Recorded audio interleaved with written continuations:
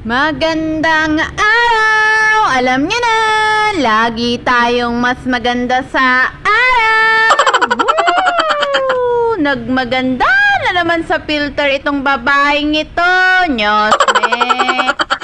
Anyways, kaninang umagang ganap nga yan, samahan nyo nga ulit akong kumain at magkape kasama ng mga junakis kong pusa na walang kabusugan, Nyosme.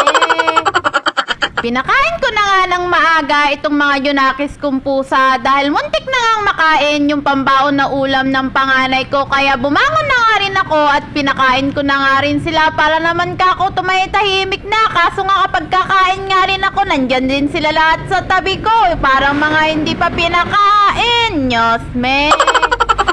Bali, yung adopted kong adult na pusa na si Negra, yung bagong panganak, ang mahilig talagang kumuha ng ulam kahit na nga pa pinakain mo na, Nyosme.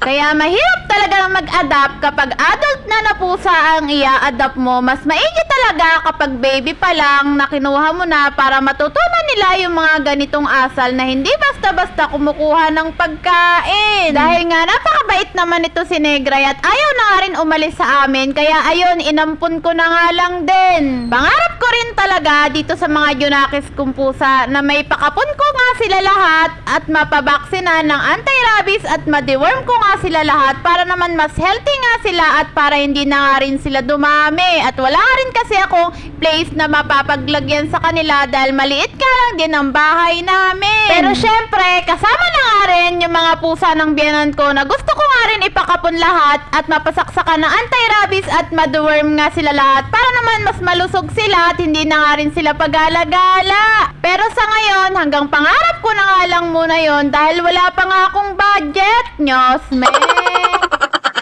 Anyways, pagkatapos ko nga kumain ay nagwalis nga muna ako saglit sa labas at pagkatapos nga ay nagligpit na nga rin ako ng mga pinagkainan namin dito sa lababo at nilinis ko na nga rin itong lababo. Alam niyo naman, hindi ko talaga maiiwan ang mga ligpitin ko at makalat dito sa lababo, Nyosme.